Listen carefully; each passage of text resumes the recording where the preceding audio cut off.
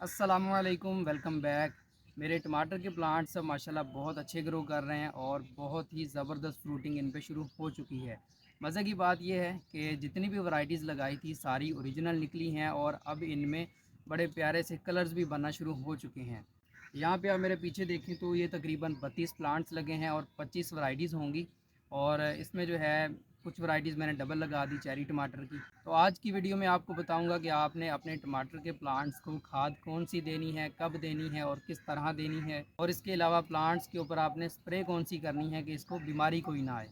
सबसे पहले तो जब आपने प्लांट को शिफ्ट करना है, आपका प्लांट आधे फीट का है, 1 फीट का है, तो उस टाइम जब आप इसको शिफ्ट करेंगे ज़मीन में या फिर गमले के अंदर, तब आपने सॉइल में गोबर की खाद मिक्स कर लेनी है। यहाँ डीएपी एनपीके आप डाल सकते हैं। उस टाइम आपने नाइट्रोजन बेस्ड फर्टिलाइज़र देने होते हैं ताकि प्लांट अपनी ग्रोथ करे ज़्यादा से ज़्यादा और उसके बाद जो है फ्लावरिंग करे और फ्रूटिंग करे। तो उसके बाद जो है फिर जब फ्लावरिंग शुरू होगी, फिर आपने फर्टिलाइज़र थोड़ा तब्दील कर देना है। आपने इसको नाइट्रोजन नहीं डालना या फिर लो बेस्ड नाइट्रोजन फर्टिलाइज़र आपने देना है। फ्लावरिंग के टाइम पे आपने पोटाश ज़्यादा डालनी है, ठीक है जी, पोटाशियम। और उसके बाद जब फ्रूट सेटिंग होगी फिर आपने फास्फोरस को बढ़ा देना है। तो इस तरह जो है आपने अपने फर्टिलाइज़र को लेके चलना है।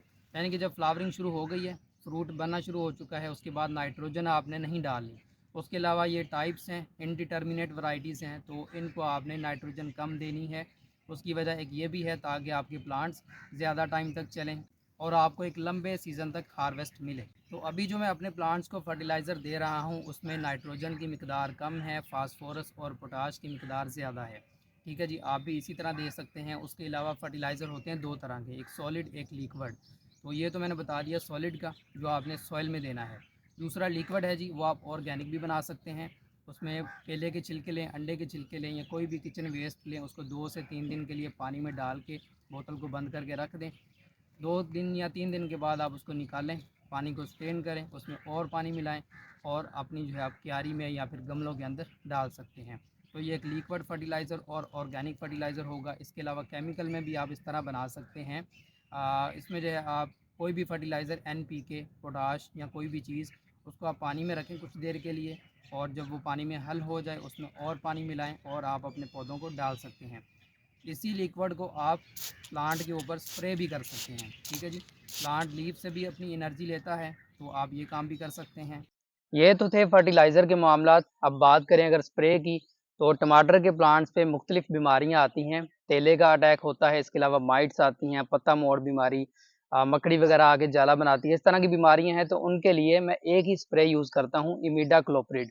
इसके 1 या 2 स्प्रे से मुकम्मल तौर पे बीमारी का खात्मा। बल्कि मैं अपने पूरे गार्डन में यही स्प्रे यूज़ करता हूँ। उसमें मुख्तलिफ फ्रूट प्लांट्स हैं, वेजिटेबल्स हैं, फ्लावर्स हैं, तो सारों पे ये बहुत अच्छा काम करता है। मज़ीद अभी टमाटर साइज़ में बड़े हो रहे हैं, तो अभी जो है मैं केमिकल यूज़ नहीं कर रहा, इमिडाक्लोप्रिड केमिकल है। तो इसके लिए मैंने एक इसका जो है ना, इसको चेंज किया है स्प्रे को। नीम ऑयल अब मैं यूज़ कर रहा हूँ। 1 स्प्रे मैं नीम ऑयल का कर चुका हूँ, 2 स्प्रे जो हैं इसमें मैं इमिडाक्लोप्रिड के पहले कर चुका हूँ। तो अब जो है मुझे इसमें कोई ज़रूरत महसूस नहीं हो रही। उसके बावजूद हर हफ़्ते या 10 दिन के बाद एक बार मैं स्प्रे कर देता हूँ ताकि प्लांट्स हेल्दी ग्रो करते रहें, बीमारी का हमला हो ही नहीं। तो इसी तरह आप भी अपने प्लांट्स की केयर कर सकते हैं। इसके अलावा जो है मैंने पिछली वीडियोज़ में आपको बताया था फ्लावर्स को किस तरह पिंच करना है और इसके सकर्स को किस तरह रिमूव करना है। तो इसमें जो है मज़ीद एक चीज़ मैंने और की है, इसके लीफ भी मैंने इस बार रिमूव किए हैं क्योंकि ये काफ़ी घने ग्रो हो रहे थे, आर-पार नज़र नहीं आ रहा था। अभी आप देख सकते हैं, आपको नज़र आ रहा होगा। तो इसके जो है ना लीफ बहुत ज़्यादा ग्रो कर रहे थे।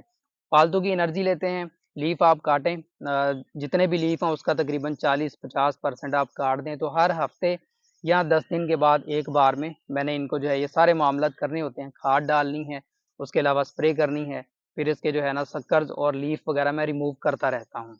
इसके अलावा जो है नेक्स्ट वीडियो में आपको बताऊँगा कि टमाटर के साथ कौन से ऐसे प्लांट्स हैं, दोस्त प्लांट्स, जिनको आप लगाएँगे और आपके टमाटर के प्लांट्स हेल्दी ग्रो करेंगे, हैपीली ग्रो करेंगे। तो आज की वीडियो में इतना ही। उम्मीद है आपको वीडियो पसंद आई होगी। मस्ट लाइक, सब्सक्राइब, कमेंट, दुआ में याद रखें।